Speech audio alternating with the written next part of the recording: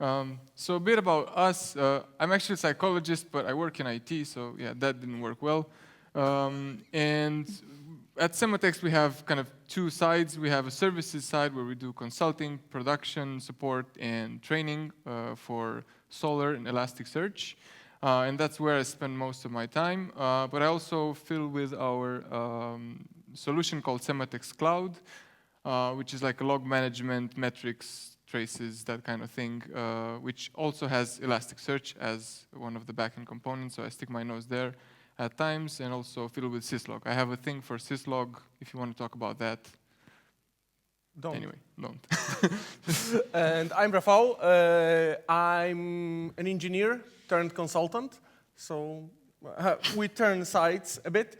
And we wanted to give you a few things today. So we wanted to talk how interacting with certain tools affect your brain, how to actually encode information to learn efficiently.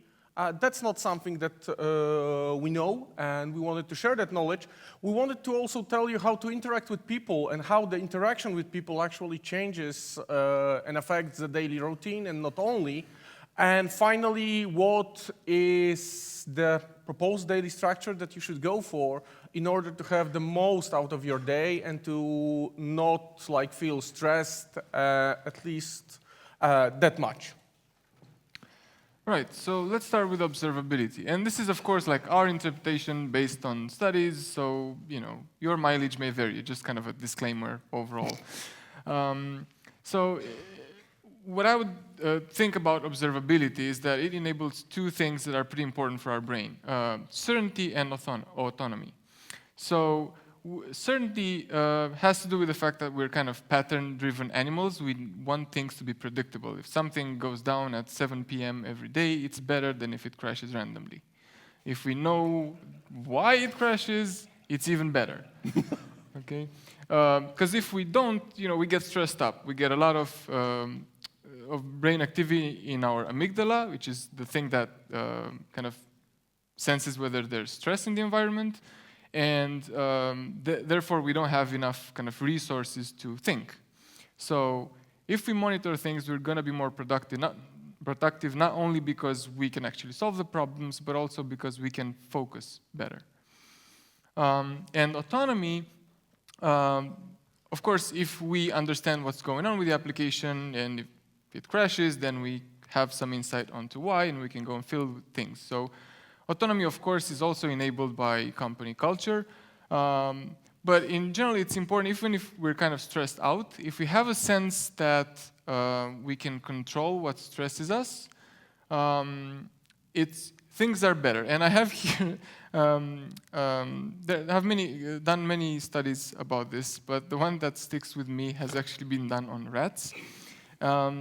And it goes like this. They took some rats, gave them drugs, and because the rats didn't really eat or sleep, they died.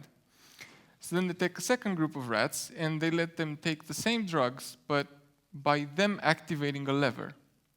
And what happened was that rats still died, but they died later.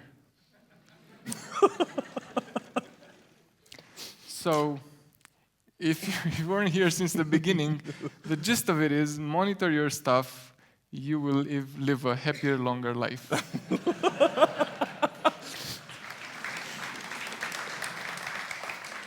Thank you.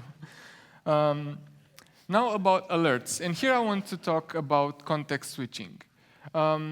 It takes, you know, if you're trying to focus on something, it takes the brain a while to reach kind of peak performance. And some studies have shown that it takes up to like 30 minutes. And what's more, we're easily distracted. This is kind of, I think, a natural thing. Like picture like yourself 10,000 years ago trying to light a fire, you're trying to focus, and then a tiger shows up. Like, you'd better be distracted. You'd better be easily distracted. And we can suppress distractions. We can say, okay, the tiger's gonna like fill up his own Jira, I'll take it next sprint. But, you know, when we do that, it actually, all the mechanisms for like inhibiting stuff are in our prefrontal cortex, which is the part of the brain that also deals with like thinking, decision-making, things like that. So we're going to take resources from there. It's still, even if we don't actually context switch, it's still kind of a micro context switch. It's still going to take resources. And I think that's where the term alert fatigue comes from, because it's going to be just hard to get into a flow. So that's why, of course, I don't want to be alerted if something isn't actionable, but I want to be interrupted only if it's something like Tiger actionable, right? Like if some server runs out of disk space in like 3 weeks, that can be, I can deal with that later. Next thing about using, of course, we want to automate as much as possible. We want to use the best tool for the job. But that, as you all know, it requires some investment in time to like learn new things, to use them. But also, I want to talk a bit about the energy investment, from the perspective of the brain.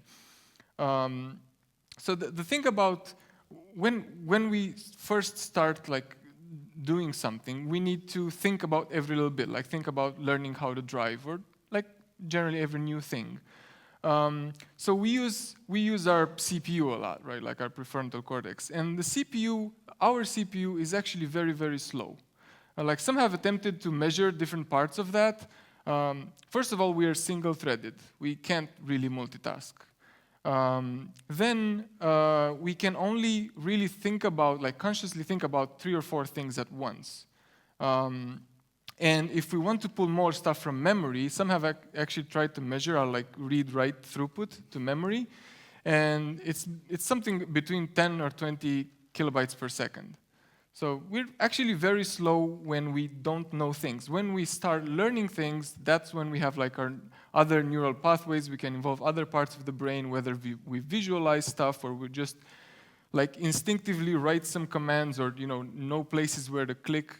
So that's when we are much better. So effectively automate things in our brain. So there's this kind of energy investment, because also the prefrontal cortex eats a lot of sugar, and we're going to come back to that. And then the second thing I want to talk about when it comes to learning is what is called the status threat. So if I'm presented with a new technology, like let's use a brand new monitoring tool like Nagios, okay? I want to switch to that because that's the best thing. If I don't know Nagios, I might perceive this as like a threat to my self-esteem, right? Or to just how I appear in front of others. And I might say, well, Nagios crap. I've heard a bunch of guys, saying that they had trouble with it. So I might get defensive. And we are like naturally, it's not like just people that are like very concerned about their egos. This is like a general thing that the brain really easily picks up, that, oh, we might not be aware of it, right? But it's like, I don't want to look like a fool. So anyway, that can be a really big barrier to learning. So I'm gonna let Rafał talk more about learning. So one more thing, let's get a step back, and how our ancestors were learning to actually light up a fire. They were looking into their parents, grandparents, and they were looking into that, and they start a fire, everything was fine. If you didn't learn quite fast, you basically were like those rats that Radu mentioned, you died. Because you didn't have the necessary skills to actually live a longer life. Actually, they died pretty quickly anyway, but still, this is something that you needed to do in order to live. Now, it's not the same thing. Even if we do not know Kubernetes, we'll still live somehow. Some of us better, some of us worse, but still we will live. And the thing is that was in the past. Then, somewhere around 18th century, teenagers were doing stupid things in Austria. Basically all teenagers, at least most of them, do stupid things, but in general they were causing troubles for the government. And the thing is that the government actually thought what to do. And what they did is they invented schools. So they put all the youngsters and the teenagers into the school, loaded them up with so much material that they couldn't have free time for any additional activities, and that's how they solved the problem. The thing is that they didn't want them to actually learn. They wanted them to spend the time to not have any other activities that were hurting the government and the society in general. So, but this is not what we are good at. Our brain needs to encode the information, and the schools currently actually don't, at least majority of them, again, not to say all of them, they don't teach us how to efficiently learn. And there are a lot of studies of how you could actually learn efficiently. The thing is that we have those two parts of the brain. Let's take a higher picture right now. We have a long and short-term memory. The short-term memory is good for like a short-term stuff, right? You typed in the command just a minute earlier and you remember that. However, if you wake up 2 or 3 days later, you may not know it unless you really encoded that well. And the studies show that there are a lot of actual methods that help you encode the information inside your brain. Some of them are good for IT, some of them not as good, and we wanted to talk about a few of them that are pretty suitable for IT right now. So let's get on with one after another to give you an idea. Some of them you already know for sure, but you didn't know that there were actually studies about them. First of all, the apprentice method. Who doesn't know pair programming, for example, right? It is quite common.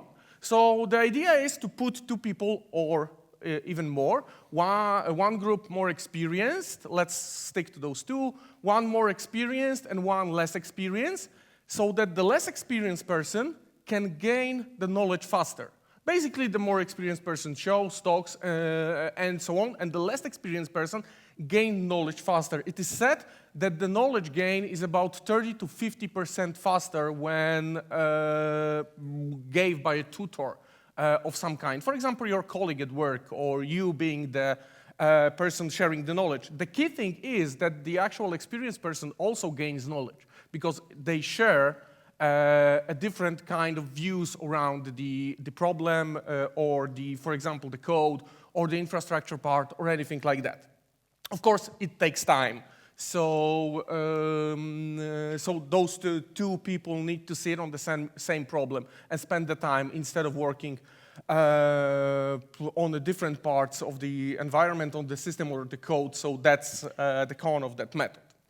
The crash test methods, on the other hand, is probably you also do that. Who didn't do performance testing, right? So you start with some basic knowledge or even more extensive knowledge about the system, and you do a set of tests to actually learn how that given system is behaving in a certain scenarios.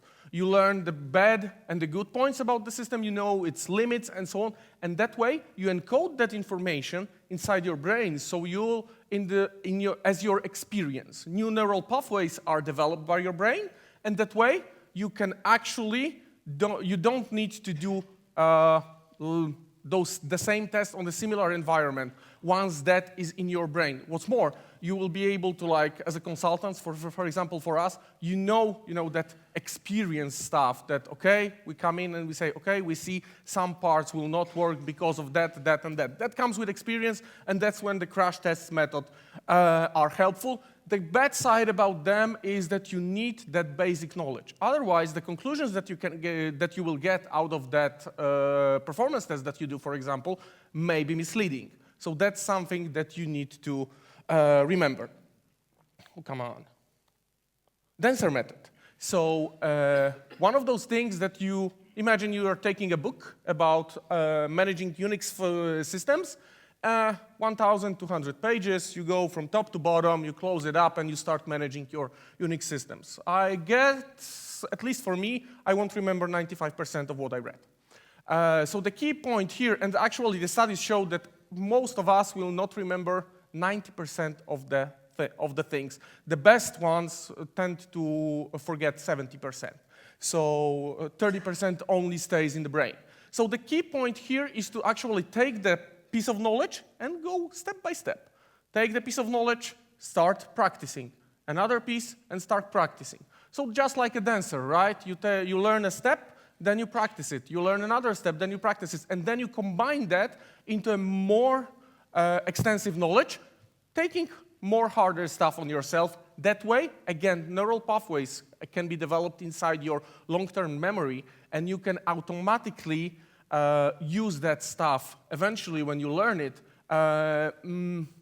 actually not hitting that bottleneck that Radu mentioned, about 20 to 30 kilobytes per second between the short and long-term memory inside the brain. This is one of those things that is not a direct learning method, but encouraging the team or the people inside the team to actually learn. So we all know that we have our own pieces of environment or some larger piece of environment. Anyway, some piece that we manage, develop, or anything like that. And that creates a comfort zone. We're good there. Nothing will surprise us. And then eventually a manager comes or someone else and says, OK, now you'll switch from here to that other piece of infrastructure and manage it with, of course, other parts of the team. So you switch places. Of course, it brings initial stress, but then it encourages you to give some additional brain activity and to actually encode new information. Combined with other methods, this is a way to actually extend your knowledge more and more by switching your places. Of course, we won't take accountant and say that right now you start coding, but for example, you can switch programmers from project to project, and that will, of course, don't get me wrong, don't do it like once every week. People need to actually sit down, learn, and so on. They need time. But in general, this is how you encourage people to learn. Parrot method, especially useful for us, like we do the talk today, and we need to prepare somehow, right? So if we will be giving a talk, if you want to share your knowledge during any kind of lighting talks inside the company or anything like that, just rehearse. But the rehearsal needs to be not like you stand in front of your computer, you take the notes, and you just read it loudly. No, that's not how it will work. You need to combine that with some kind of emotions. The thing is, it's said to be the best to actually imagine yourself in front of the crowd that you will be speaking to and try to learn and imagine yourself inside on that stage and trying to give a talk once, twice, hundreds of times, like, for example, Jobs did before the Apple keynotes. That is efficient in a way that it develops brain activity, it develops brain pathways, but only when combined with emotions. That's the key point here. And it takes time. So again, as with most of those methods, the time is that factor that you need to take into consideration when doing those. Mastering method, one of those things that we usually forget. So pen and paper, simple as that. When you learn a new thing, just take notes. It not only helps you like getting back to the notes themselves on a pen and paper, but it also, when we are writing, we develop new connections inside our brain, making that quite efficient when it comes to learning. But it doesn't work when you take notes on your computer. So that's not the thing. We need to write. Otherwise, we won't develop the neural pathways. That's how the brain works, actually. Box King method, one of the last things that I wanted to tell you is not to dig too deep initially.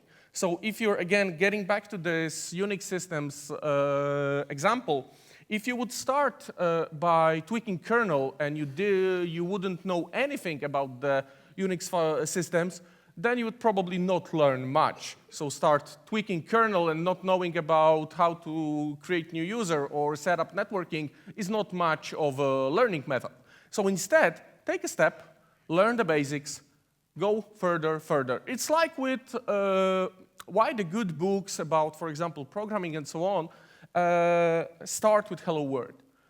That has a purpose, because you start with the basics, then you go on with the conditionals, loops, and then you are introduced to a more complicated stuff, unless you are reading the documentation that just goes right away. But that's the thing.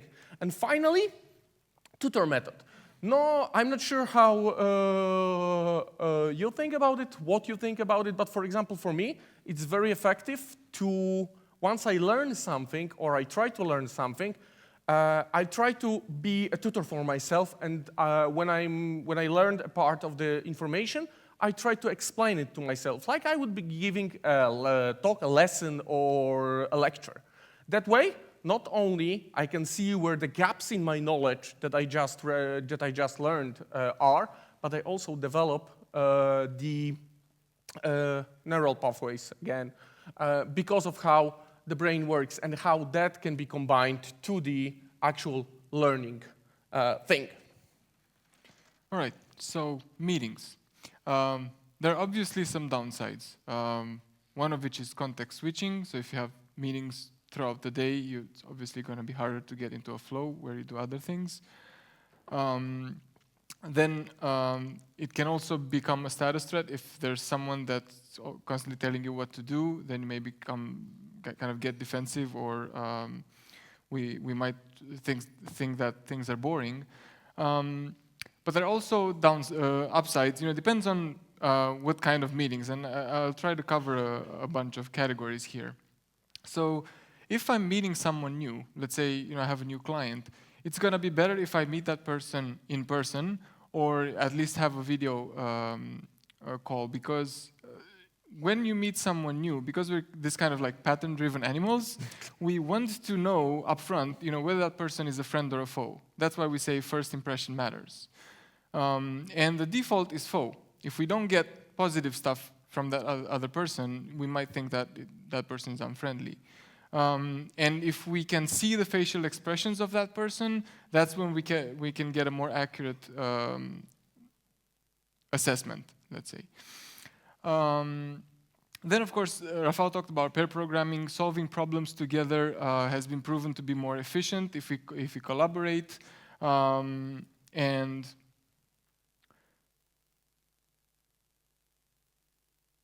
that. Another category of meetings are planning, and I wanna talk about that separately. So again, pattern-driven animals, we want to know what's the context in which I'm working. If I don't have a plan for what I want to do in my day, in the background, my brain will constantly seek for a plan. So that's going to take resources, which is why it's nice to set up a plan up front, because then we're going to kind of run within that context. Now, of course, daily stand-ups can get sidetracked. In this particular example, it can be, again, a status threat. If someone shows up and just kind of takes over the whole meeting, people would probably back off. But the value of planning is there, and if you can do it in the morning where you're on fresh brains, I think that's also going to be good, because planning itself is pretty resource intensive. It requires a CPU. For longer term planning, I would like to touch on estimations. And because the thing is, if we can't meet our goals, we're going to get a strong away response from the brain.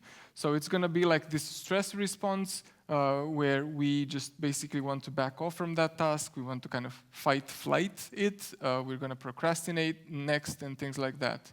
If we meet our goals, we get a bit of dopamine, which is the hormone of addiction. We kind of want to do more of that. And if we exceed our goals, that's when we get a strong towards response. That's when we feel really motivated.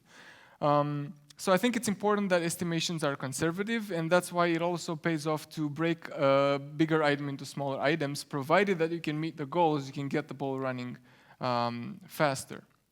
When it comes to reviews, I would want to talk about feedback in general, whether it's post-mortem, yearly review, or a PR comment, or what have you. I miss a hat. You missed the hat. So the thing is, we are naturally wired towards seeing what's wrong. And we are also naturally wired toward controlling things, which is why, if we ask for feedback, we incline to basically say, oh, you did this wrong, and you should do it this way.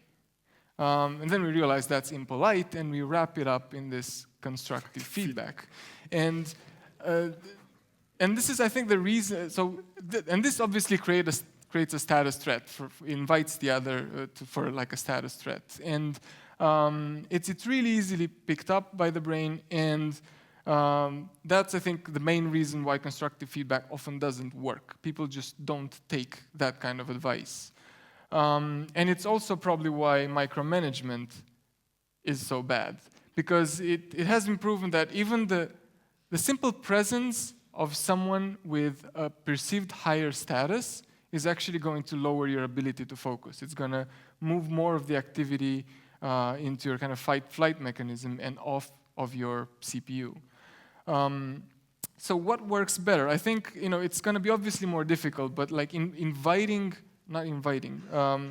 so like kind of asking questions or just in general facilitating change in the other, it's going to work better. If they have their own insights, it's going to be better than if you shove your own insights into them. And it also pays off, to let's say own our concerns. So like there's a pretty important difference in how I frame. Like let's say Rafał codes something, and I'm like, this is memory intensive. If I put it like, this is too memory intensive, you need to fix that, it's very different than if I say, look, I'm concerned that this is going to take too much memory, it's going to run out, it's going to crash, and it's going to wake me in the middle of the night. So if I own this... You say you code better than me, right? That too, but that wasn't the focus. That's a status threat. So yeah, but if I own what my concern is, that's gonna lower the status threat, and so will sharing my feelings. Like if I say I am concerned, that's gonna invite him to be more empathic, and that's gonna. He's not that way, but anyway, it's gonna invite him, and that's also gonna lower my status threat. And another thing I want to say about feelings is that they happen anyway. So the activity within the brain happens anyway. Whether we're aware of what we're feeling, like if we're anxious about something, we might suppress that, and that will use, again, CPU, but the activity will still be there. So it pays off to kind of raise that into our awareness, whether I'm speaking about it or not. If I'm aware of what I'm feeling, that's going to shift activity from my limbic system, which deals with emotions, to my prefrontal cortex, which deals with thinking and decision making. So it pays off to actually try to control behavior. So like, what is this feeling telling me, and what am I going to do about it, as opposed to trying to control the feeling itself. Let's switch gears and talk about what our parents say, sleep well, eat well.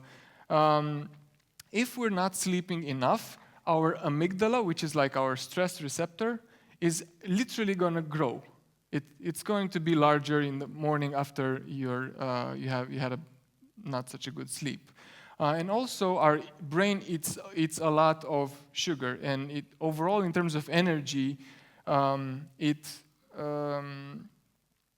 it consumes about 10 times more than the average tissue.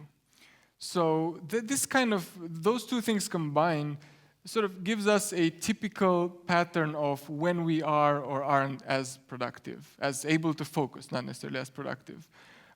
Because in the morning, once we boot up, which takes about 1 or 2 hours to get really up to speed, that's when we can focus best. That's when we can solve important problems. And by the way, about this boot process, it's important not to jump on a screen right away or press the snooze button. Pressing the snooze button is pretty much like resetting during the boot process. It's at best going to delay things. At worst, you're going to break something. It works on Windows. It works, of course. So anyway, so in the morning we're most productive, and as we get towards lunch, of course, like right now, it's more difficult to concentrate. Then after lunch, we can tap into that new energy by doing something more stressful. Stress isn't necessarily a bad thing. And then again, towards the end of the day, it's going to be more problematic. Reading emails in the morning, just because of the same thing, can be a bad thing, because we can use that sweet spot of energy to deal with things that may or may not be as important. So if we can time box it and use it for planning, that's probably going to be helpful. If it drags on to most of our day, then it's probably going to create a bit of a mess. And last but not least, we've been focused a lot about how to kind of maximize activity within our prefrontal cortex, how to be productive. But actually, there are times if we have lower overall brain activity, like we do with context switching, Rafał mentioned switching places. That's when we have lower overall brain activity, that's when we can get more insights. That's when we're the most creative, provided that we are not stressed. So yeah, I'm gonna leave with that. It depends. So we don't have time for questions, but if you have any, we have a booth here. Come talk to us about that. Come 3 talk to minutes? us about containers, monitoring, logging. We are also hiring. We have 3 minutes for questions. Oh I have my good God. news. This is what I call a status threat. But this is Radu, I'm Rafał, and thank you for listening. Thank you have you. our contact if you want, and we have time for questions apparently. So thank you. Thank you.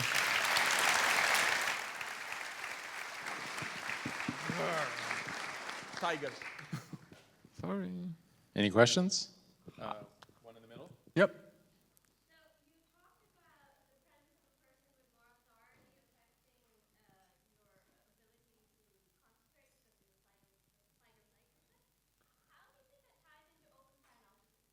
Into open plan offices.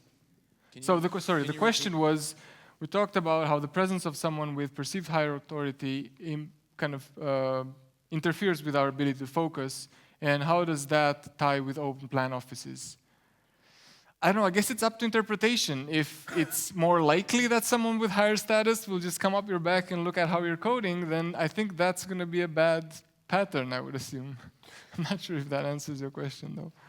That depends, I think, on the organization itself as well. The problem is that if you have like a place where you feel comfortable, your stress will be lower. And but if you have like a manager or a higher, like your boss or anyone, just near you or looking at your back, that will lower your performance in general. You will try to stick only to like doing the things that you should be doing, not any kind of like opening something and trying to search for knowledge or anything like that. You'll be focusing. That may not be that good for your brain in general. You'll always have something there in the back that will say, "Watch out, I'm there." Tiger. Yeah, I mean, it's obviously also contextual. Like, if the company culture is so that it tends to lower the status threat. So, like, if people are not trying to shove their own sort of opinions on you and are kind of more relaxed, then I guess that will definitely help. Any other questions? Anyone else? Status threat. No? Oh, wait. Yep. Okay.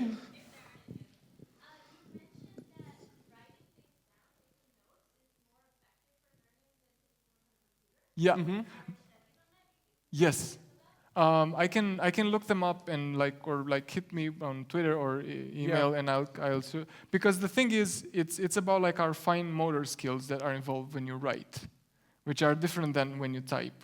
So when you write, you're going to just basically use more of your brain, and that's going to help with encoding information. Basically, all those methods that we've mentioned about learning, there are research on that. If you're interested in that, we can share the papers, actually. Yep. There are really a lot of interesting stuff there. That, for example, when I was reading about it, I was surprised that it actually works that way, because I would expect completely different, but it actually shows that it works. They were taking like groups of people, dividing them and showing the same exact material. And the group in that particular method, in the mastering method, the people that were actually writing were like 15 to 20% more effective about remembering the information. And the key point here is after a longer period of time. Because it doesn't actually help you with those with the short-term memory. What it does, it helps you with the long-term memory when it encodes that information for you. So this is where it helps. We can share the papers. They're really, really interesting. Yeah, pretty much all we said here is kind of backed up by studies. So if you have any questions about something in particular, like definitely we can share that. Hello? Is this on? Okay. Coincidentally, we actually have dedicated Slack channels, one for each of the each of the talks. Awesome. So if you have resources to share, please drop them in there. Yeah, sure. Cool. Okay. Thank you very much. Thank you. Thank you.